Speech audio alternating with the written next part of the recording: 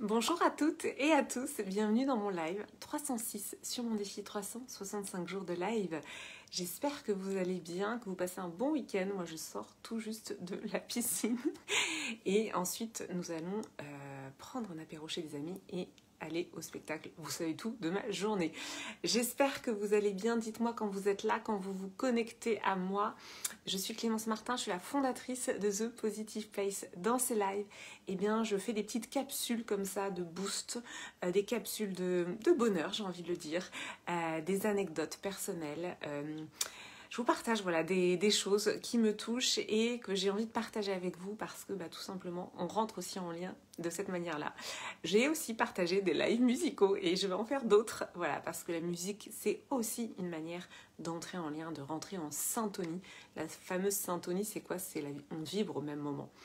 Et même si vous me regardez en replay, eh bien, on vibre ensemble, tout simplement parce que on est en contact, presque d'âme à âme. Pour moi, c'est ça que permet ce que permettent les réseaux sociaux, contrairement à ce qu'on peut penser. Alors voilà, on peut critiquer les réseaux sociaux, mais pour ma part, je trouve que c'est un merveilleux moyen d'entrer en lien.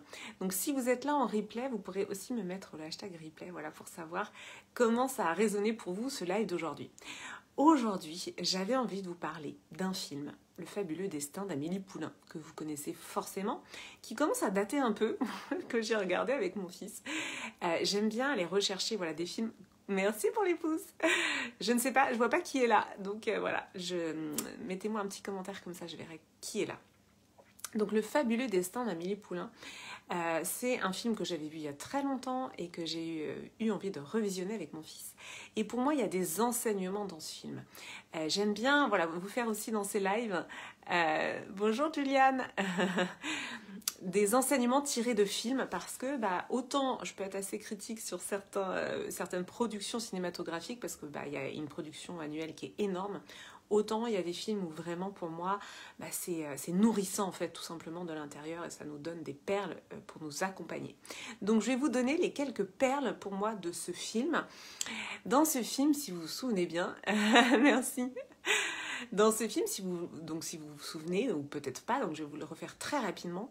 Amélie Poulain est une jeune femme qui, lorsqu'elle était petite, n'a pas été à l'école comme les autres petites filles parce qu'elle avait une maladie. Et donc sa mère lui a fait l'école à la maison et puis elle a vécu comme ça un petit peu surprotégée.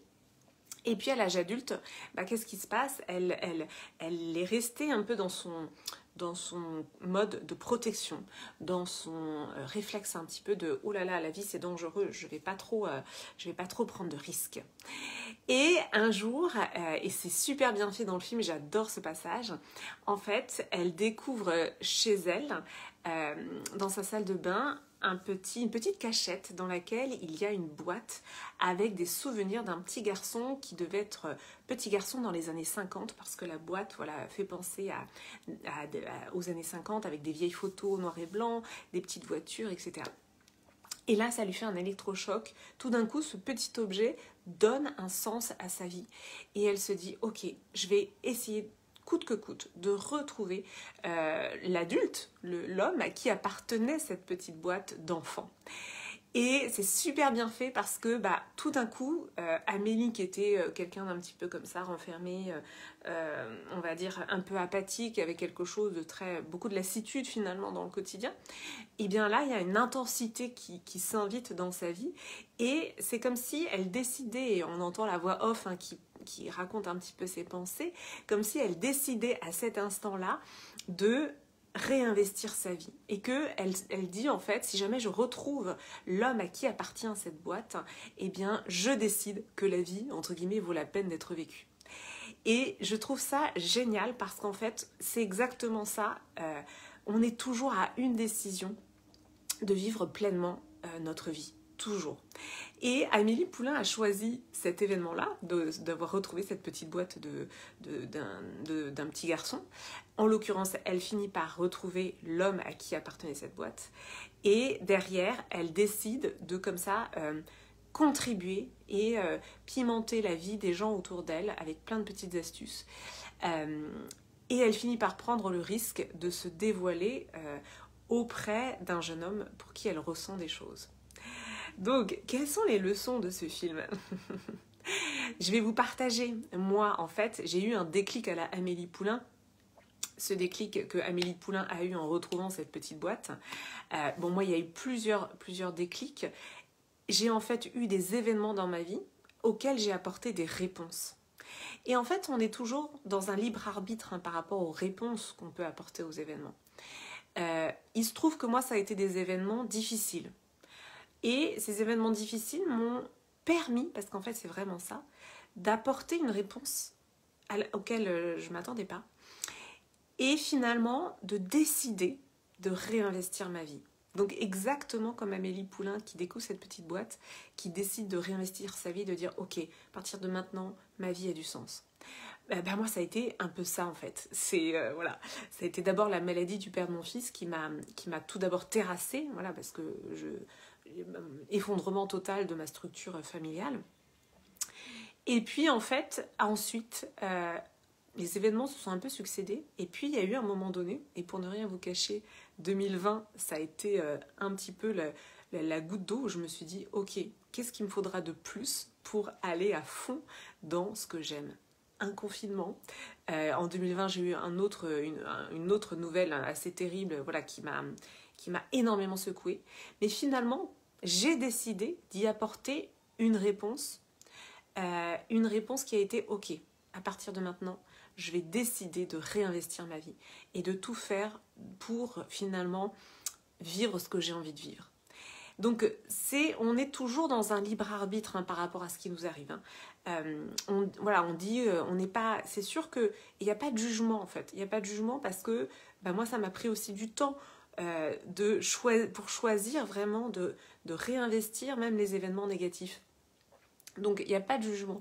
Là, ce live, il est juste là pour vous apporter un autre éclairage, pour peut-être que ça va résonner en vous, peut-être que voilà, vous allez prendre cette décision de dire « Ok, je décide que… » Quand on a une maladie, en effet, un peu comme dans Amélie Poulain, elle est malade quand elle est petite, ses parents décident de la surprotéger. Évidemment, c'est une enfant. À l'âge adulte, quand on a une maladie, quand on a vécu des choses, il y a plusieurs types de réactions. Soit on va se recroqueviller en ayant peur finalement de vivre à nouveau parce que ça fait trop mal, parce que c'est trop risqué. Idem quand on a vécu une séparation amoureuse ou quand on a vécu une situation compliquée au travail, un licenciement, des choses comme ça. Soit on va se recroqueviller en se disant « Non, la vie c'est trop dur, ça fait vraiment trop mal et j'y vais plus ». Soit en effet, on s'ouvre et on décide que vivre, c'est aussi prendre des risques, en quelque sorte. Et je sais à quel point...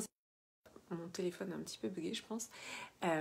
Et encore une fois, il n'y a pas de jugement aucun. Ça peut prendre du temps. Moi, ça m'a pris du temps de décider vraiment de prendre des risques.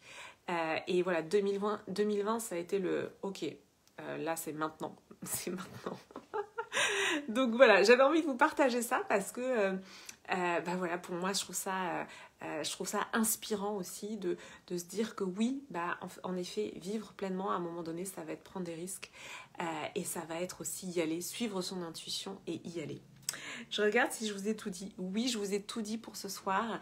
J'ai fait un post, c'était hier soir, pour vous dire que je célébrais l'atelier Saint-Valentin que j'ai organisé et qui a été pour moi une première pierre dans cette mission de réconciliation du masculin et du féminin de The Positive Place, qui est très importante pour moi.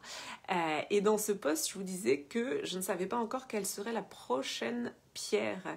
Et en fait, cet après-midi à la piscine, j'étais un peu... Voilà, c'était super. On a passé un moment avec mon fils de détente. Et l'autre pierre m'est apparue. Voilà, donc je vais vous partager ça. Je vous fais un teasing là, mais je vais vous partager ça, je pense, demain. Quelle sera la prochaine pierre justement sur cette mission de réconciliation du masculin et du féminin pour The Positive Place. J'ai hâte de vous en dire plus, mais pour l'instant je garde le suspense. Si vous pensez que quelqu'un a besoin d'entendre ce live, n'hésitez pas à lui partager. Je suis toujours très heureuse de vous retrouver. J'étais heureuse d'être là avec vous ce soir. Merci à toutes celles et ceux qui sont passés en live. Merci à toutes celles et ceux qui seront là en replay. Je vous embrasse fort et je vous dis à demain.